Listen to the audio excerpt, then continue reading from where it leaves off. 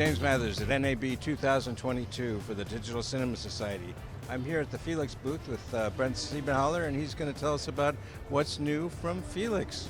Well, thanks for having us. It's great to be back. I think a lot of people here are really excited to be back.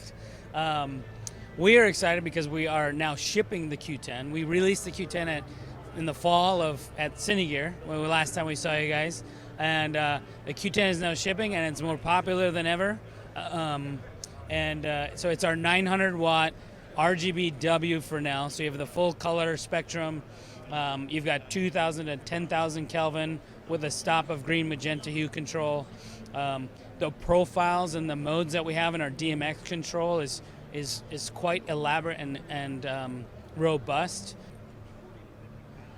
Sure. So on a standard CCT mode, your knobs are going to give you your intensity, your CCT, and your green magenta hue control.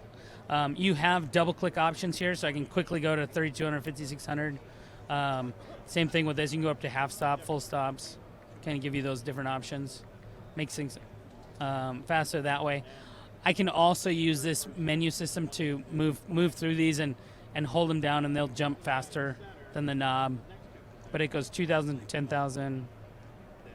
And then if I go into here, I get access to all these different modes. So there's some nice settings in here. This will be where you can disable, your wireless DMX. You can change your white point. Oh, someone messed with that white point. Normally that is, a little bit more on a. There's ArtNet. There's RDM capabilities on the fixture. There's where you can enable or disable a wireless DMX. There's a factory reset if someone changes your white point like they did playing with the light. Got back pretty quick. Yeah. So there's smooth dimming. There's sharp dimming. So there's some different dimming curves there in terms of how it reacts to the human eye versus just a linear curve. There's a fan control. Like I said, within DMX you can have fan control, but you can go from variable to silent to off. So if people do want that, you can go full speed. One of the things that what you can do is if you turn it to off, there's a safety feature built into the fixture where it will never get too hot. It will turn off the light, crank up the fan to full speed, and then take care of you. You can also watch the temperature of the board, and you can see when it's off. You know exactly when it's going to turn off, just depending on what environment you're in. So there's some unique things there that give you access to all that. You can take out the Fresnel. So the Fresnel acts and it cuts on full flood like a Fresnel does. But if you want to get a teeny bit sharper of a cut, you can actually pop out that Fresnel. It will come out.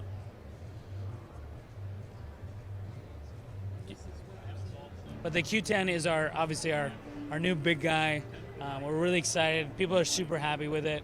We've been getting them out onto all the fun shows, and we want to invite everybody to just reach out to us and get it tested out. It's so funny that 900 watts. Yeah. That seems like small compared to our normal, 18K Area Max and all that sort of thing. But now 900 watts is a big, powerful light.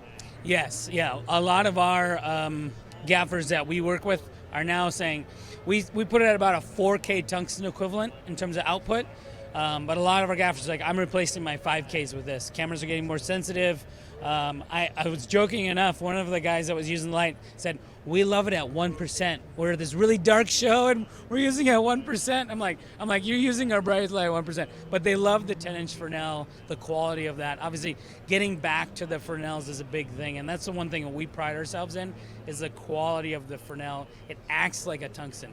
I don't know who it is, and I apologize for who came up with it, but they said we've got the technology of the future, but the soul of a tungsten in our lights, and I love it, and I use it all the time. So apologize whoever it is that gave me that one, but that's what we really our engineering team is focused on getting that good quality of light. Well, let's see some of your smaller ones too. So the development of the P3 Color has also just really increased. So one of the things that we've been really proud of is all the accessories. It's just a really versatile light. So we've got can light accessories for building them into sets. We've got another wall mount so you can screw it into certain set builds. A lot of the fixture foremans are pretty happy with that. And then the standard light comes with a barn door. We've got a 20-degree spot lens with a snoot on it. There's a zoomable Fresnel attachment that is becoming really popular as well. That gives you a nice spot and flood on such a small fixture. There's the dome diffuser, just soften the light. And then softbox, and then we actually have a 2-foot para on a P3 as well. So the variety and versatility of that, obviously there's a bunch of different soft diffusion materials that are available from DOP Choice and Chimera and stuff like that. What we try to give is the most versatile portable light we can give to you guys for building into sets and to using them in portable locations and quickly bringing them on. DMX capabilities are exact same as our biggest light. People are putting them on Centenas and running them with batteries and running them all sorts of interesting locations. So it's quite exciting. It's weird how the smallest light and the biggest light are like people's fan favorites. So it makes us really happy. Let's just put it that way. Thank you so much, Brent. Yeah. Thank you again, Jim.